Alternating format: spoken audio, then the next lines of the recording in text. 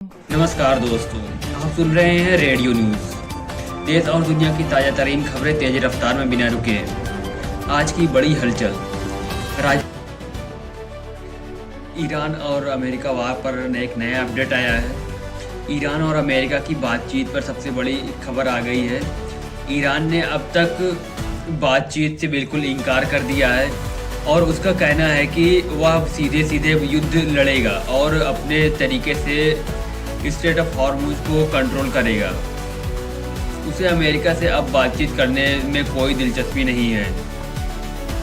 दरअसल regime change मतलब सत्ता परिवर्तन की जो बात डोनाल्ड ट्रंप कह रहे थे, उनकी जांच चल रही थी। डोनाल्ड ट्रंप लगातार कह रहे थे कि हमने ईरान की रिजीम चेंज कर दिया है। अराक्ची और पेजेश्कियान को लेकर उनकी राय थी कि वे दोनों उनके आदमी हैं। वहीं खामनेई, जिनकी शहादत हो चुकी है, और लारिजानी, ये दोनों अमेरिका से बातचीत के पक्षधार नहीं थे। अब खबरें छन छन कर बाहर आ रही है। अराक्ची, जिन्हें अमेरिका का प्रशंसक और बातचीत का पैरोकार माना जाता था, उन्हें अब IRGC ने साइड कर दिया है। अब कहा जा रहा है कि मुस्तफ़ा खामेनेई के पुत्र ने पूरी कमान संभाल ली है और साफ कहा है कि अमेरिका से कोई बातचीत करने की ज़रूरत नहीं है। ईरान में यह सवाल भी पूछा जा रहा था कि जब खामेनेई और लारिजानी की हत्या कर दी गई तो पेजेश्कियान और अराक्ची पर हमला क्यों नहीं हुआ? क्या इनकी अमेरिका के साथ कोई साठगांठ थी? अब IRGC ने कंट्रोल ले लिया है और ईरान की तरफ से साफ कहा गया है कि हम युद्ध करेंगे, अमेरिका को जो करना है वो करे।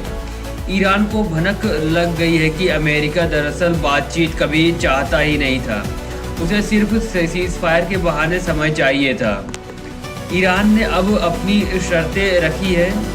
गारंटी में कोई समझौता तभी होगा जब यह गारंटी दी जाएगी कि हम पर कभी फ्यूचर में हमला नहीं होगा। इसके गारंटर चीन और रूस होने चाहिए। इसका मतलब है कि अगर अमेरिका हमला करता है तो रूस और चीन स्वतः ही अमेरिका के खिलाफ युद्ध में शामिल हो जाएंगे। हॉर्मुज युद्ध में हुए नुकसान की भरपाई के लिए अमेरिका 270 से 300 बिलियन डॉलर तुरंत दे। परमाणु हथियार, ईरान ने साफ कहा है कि वह परमाणु हथियार बनाएगा क्योंकि इसी से वह सुरक्षित है। दुनिया भर में ईरान की जो 11 लाख करोड़ से ज़्यादा की संपत्ति जब्त है, उसे अमेरिका छोड़े। हॉर्मुज में ईरान तय करेगा कि किससे पैसे लेने हैं और किससे फ्री में जाने देना है। ईरान अब तेल और गैस किस करेंसी में बेचेगा यह भी वह खुद तय करेगा। अब तक अमेरिका की दादागिरी थी कि तेल का कारोबार सिर्फ डॉलर में होगा, लेकिन अब ईरान कह रहा है कि खाड़ी देशों को अमेरिका की सुरक्षा की जरूरत नहीं है। ईरान की एक और बड़ी मांग है कि फिलिस्तीन को तुरंत आज़ाद किया जाए और इजरायली सैनिकों को वहां से निकाला जाए। साथ ही लेबनान, यमन और इराक में किसी पर भी हमला न हुआ तो उसे ईरान पर हमला माना जाएगा। तुर्की और अन्य खाड़ी देश भी इस बात पर सहमत दिख रहे हैं। ईरान की ताकत बढ़ी है क्योंकि लेबनान, हमास, यमन और नॉर्थ कोरिया उसके साथ है। रूस और चीन ने हथियारों की सप्लाई हो रही है। दूसरी तरफ अमेरिका कह रहा है कि वह ना हर्जाना देगा और ना परमाणु बम बनाने देगा। दिलचस्प बात यह है कि इस युद्ध के बीच यूरोप के देश like Italy, France, Germany, England और लैटिन अमेरिकी देश भी अमेरिका से काफ़ी हद तक आज़ाद हो चुके हैं।